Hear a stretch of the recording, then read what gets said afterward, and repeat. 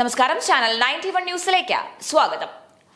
വിവിധ കാരണങ്ങളാൽ കഴിഞ്ഞ 5 വർഷത്തിനിടെ പോലീസ് സേനയിൽ 88 പേരാണ് സ്വയം ജീവനൊടുക്കിയത്.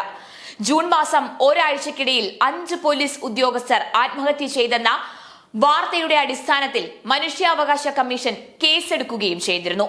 കേരള പോലീസ് സേനയിൽ ഉയർന്ന ആത്മഹത്യാ നിരക്ക് ആശങ്ക ജനിപ്പിക്കുന്നതാണ് എന്ന് വ്യക്തമാക്കുന്നതാണ് ഇക്കഴിഞ്ഞ ദിവസം നിയമസഭയിൽ നടന്ന ചർച്ചകൾ അത്രയും. കഴിഞ്ഞ ഒരാഴ്ചക്കിടെ സംസ്ഥാനത്ത് 5 പോലീസുകാരാണ് ആത്മഹത്യ ചെയ്തത്.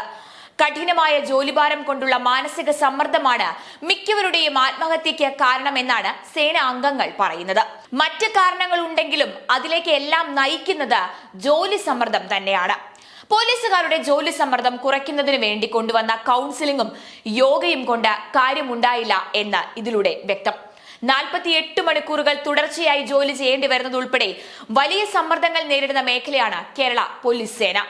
ആവശ്യത്തിന് പോലീസുകാരുടെ അഭാവം, കുറ്റാന്വേഷണം, ക്രമസമാധാന പാലനം, VIP ഡ്യൂട്ടി തുടങ്ങി നിരവധി വിഷയങ്ങൾ കൈകാര്യം ചെയ്യേണ്ടി വരുന്നതിനിടയിൽ സമ്മർദ്ദം കുറയ്ക്കാൻ എന്താണ് ചെയ്യേണ്ടത് എന്നതിന് പല വാദങ്ങളുമുണ്ട്. ഈ കഴിഞ്ഞ വർഷം പോലീസ് വകുപ്പ് നടത്തിയ ഒരു പഠനത്തിൽ തിരുവനന്തപുരം, ആലപ്പുഴ, എറണാകുളം തുടങ്ങിയ തെക്കൻ ജില്ലകളിലാണ് സേനാംഗങ്ങളുടെ ആത്മഹത്യ കൂടുതൽ ഉള്ളത് എന്ന് വ്യക്തമാക്കിയിരുന്നു. എന്നാൽ ആത്മഹത്യാ വർധന പോലീസിൽ മാത്രമല്ല, സമൂഹത്തിൽ മൊത്തം പ്രകടമാണ് എന്നാണ് ദേശീയ ക്രൈം റെക്കോർഡ്സ് ബ്യൂറോയുടെ കണക്കുകൾ പറയുന്നത്. 2022 കേരളത്തിൽ 10,162 പേർ ആത്മഹത്യ ചെയ്തതായും 2021 ഇത് 90,549 ആയിരുന്നു എന്നും ബ്യൂറോയുടെ കണക്കിൽ പറയുന്നു. അതേസമയം ദേശീയ ശരാശരിയേക്കാൾ വളരെ ഉയർന്നതാണ് കേരളത്തിലെ ആത്മഹത്യാ നിരക്കുകൾ. ദേശീയ ശരാശരി 12.4 ആണെങ്കിൽ സംസ്ഥാനത്ത് 28.5 ആണ് ഇത്. പോലീസിലെ ആത്മഹത്യയെക്കുറിച്ച് സമഗ്രമായ ഒരു പഠനം ഇനിയും നടന്നിട്ടില്ല എന്നതാണ് യാഥാർത്ഥ്യം. അത്തരമൊരു പഠനം നടത്താൻ ഒരു റിട്ടയർഡ് ഹൈക്കോടതി ജഡ്ജിയുടെ നേതൃത്വത്തിൽ വിദഗ്ധർ അടങ്ങിയ സമിതിയെ സർക്കാർ അടിയന്തരമായി നിയോഗിക്കേണ്ടതാണ്.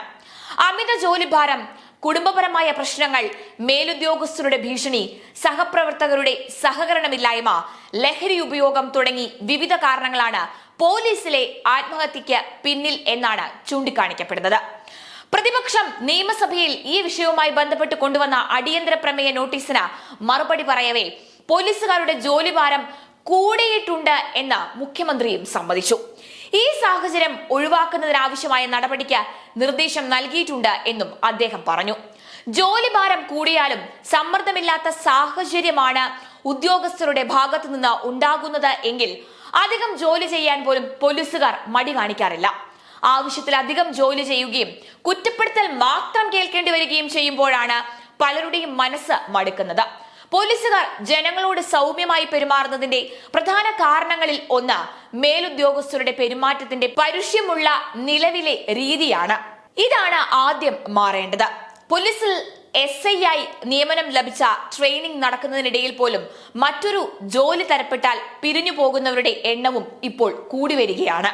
പോലീസുകാരുടെ ജോലിഭാരം കുറയ്ക്കണം എങ്കിൽ അവരുടെ ജോലി സമയം 8 മണിക്കൂറായി നിജപ്പെടുത്തണം.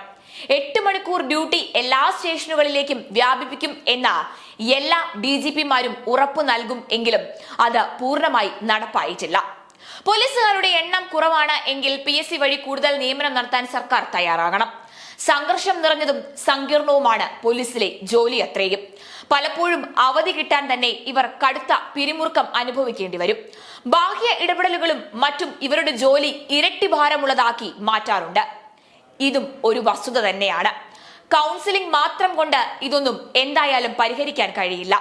കൂടുതൽ ആനുകൂല്യങ്ങൾ ഇവർക്ക് നൽകുന്നതിനൊപ്പം കൂടുതൽ പ്രായോഗികമായ പരിഹാര മാർഗങ്ങൾ സർക്കാർ ആവിഷ്കരിച്ച് നടപ്പാക്കേണ്ടതാണ്.